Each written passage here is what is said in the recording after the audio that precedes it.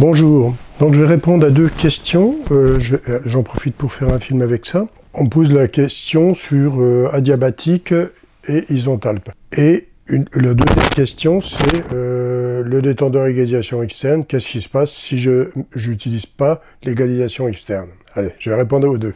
Donc on va voir maintenant ce que c'est l'isenthalpie. Isenthalpe, c'est une enthalpie constante, ça je vais le montrer après. Adiabatique, pareil, je vais le montrer après, qui n'échange pas avec l'extérieur.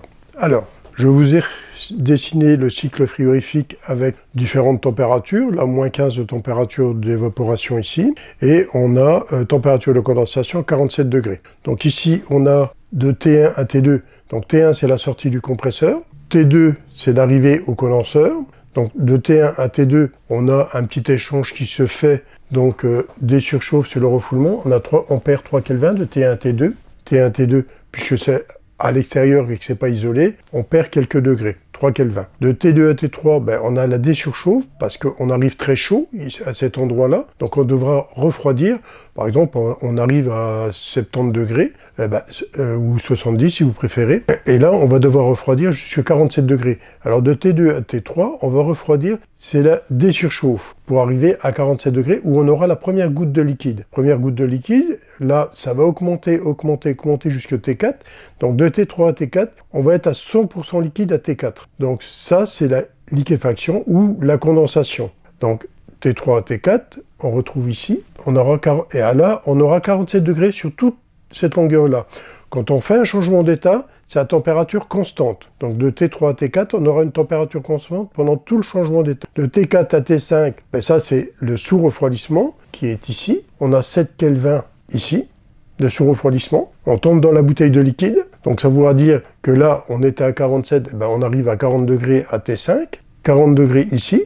On sort de la bouteille de liquide, on va rejoindre jusqu'au détendeur. Là, on va avoir un deuxième sous-refroidissement qui va être arrivé à T6. Et là, on voit le sous-refroidissement qui est de T4, de T5 à T6, T5 à T6 ici, 4 Kelvin, sous-refroidissement sous la ligne liquide, 4 Kelvin. Donc ça veut dire que là, j'ai encore 4 degrés que je perds. Enfin, que je perds à mon avantage. Hein.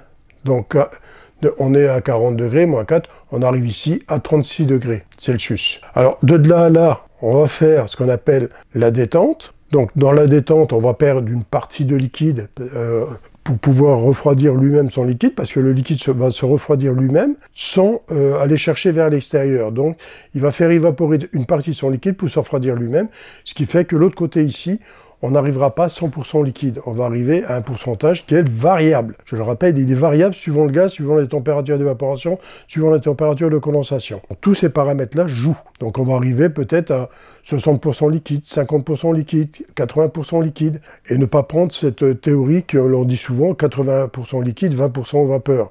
Non, ça change. C'est variable, ça. Alors de T7 à T8, ben, on a l'évaporation. Donc changement d'état de nouveau, à température constante, qui sera de moins 15. De T7, de T8 à T9, on a ce qu'on a surchauffe. C'est pour éviter d'avoir des gouttes de liquide qui arrivent au compresseur. Donc on surchauffe les vapeurs. Donc juste à la dernière goutte de liquide qui s'évapore, on continue à apporter de la chaleur pour avoir une surchauffe. C'est pour nous éviter que sur la ligne ici, on pourra avoir une partie qui se condense et là on aura un coup de liquide. Donc ça nous laisse une marge. Mais souvent, on a une surchauffe qui se radditionne ici de T9 à T10. On voit surchauffe sur la ligne d'aspiration, on a 8 Kelvin, T9 à T10. Là, on a 9 Kelvin de plus. Donc les deux additionnés, les deux surchauffes additionnées, donc de T7 à T8, on a T7 à T8, on a moins 15, mais on a une surchauffe de 5 Kelvin, on a une surchauffe sur l'aspiration de 8, ce qui nous fait 13. 8 et 13, 13. 13 de là à là, qui est dans la limite du raisonnable. C'est entre 10 et 20 qu'il faut. Il ne faut pas dépasser ça. Moins la surchauffe sera grande, mieux ça sera en sortie de compresseur. Ces deux-là sont liés. T10, T1. Si la surchauffe ici arrive trop grande, ben ici elle sort très grande. Et là, on a un problème avec le gaz. Okay. Alors maintenant, l'isenthalpe. Le compresseur, lui, quand il va comprimer, c'est la phase de là à là, c'est la phase qu'on appelle adiabatique. À isenthalpie. Donc l'adiabatique ici, elle, ça veut dire quoi?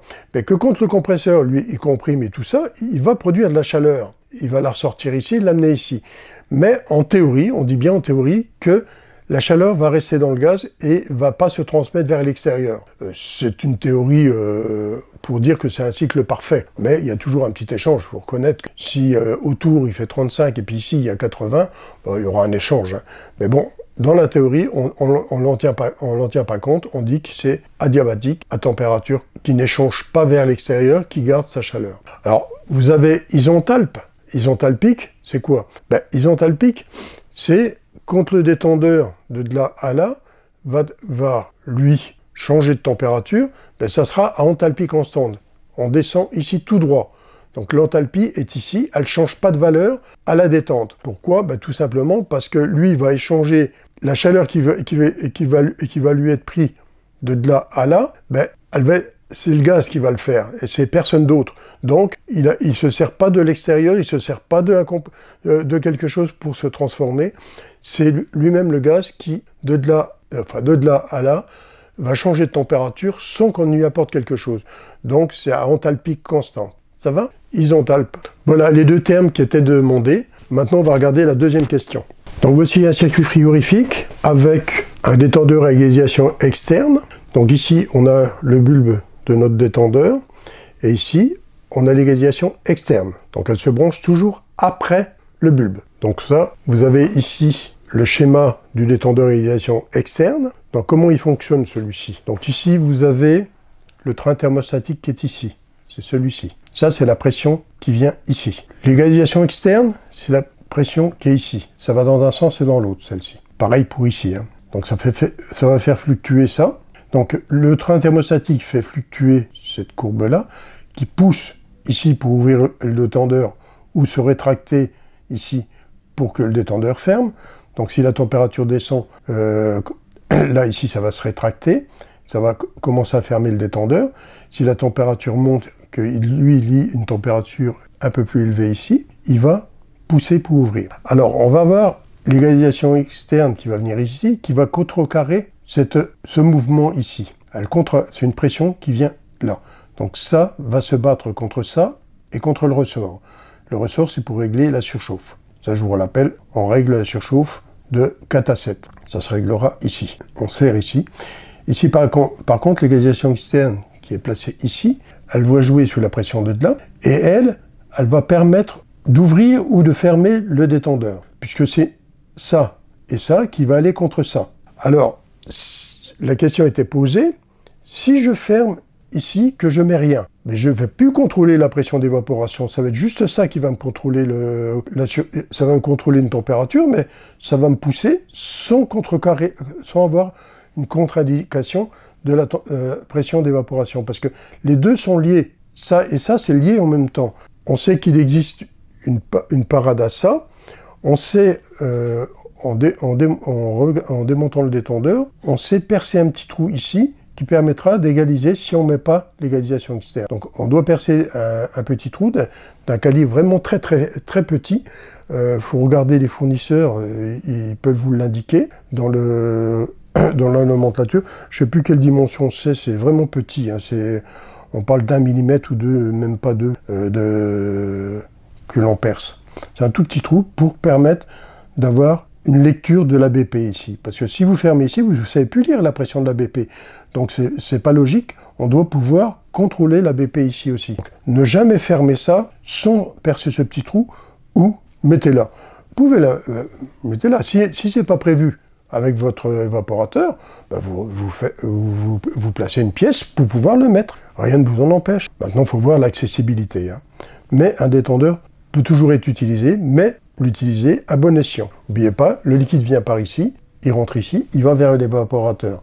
Et ici, je rappelle que ça et ça vient contrecarrer le bulbe.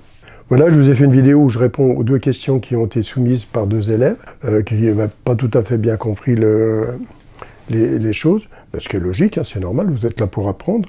Donc, je vous ai expliqué le plus simple possible. J'espère que c'est compris maintenant. S'il y a quelqu'un qui ne comprend pas, on peut revoir ça encore d'une autre manière. Il y a toujours un tas de possibilités pour le transmettre. Allez, à bientôt!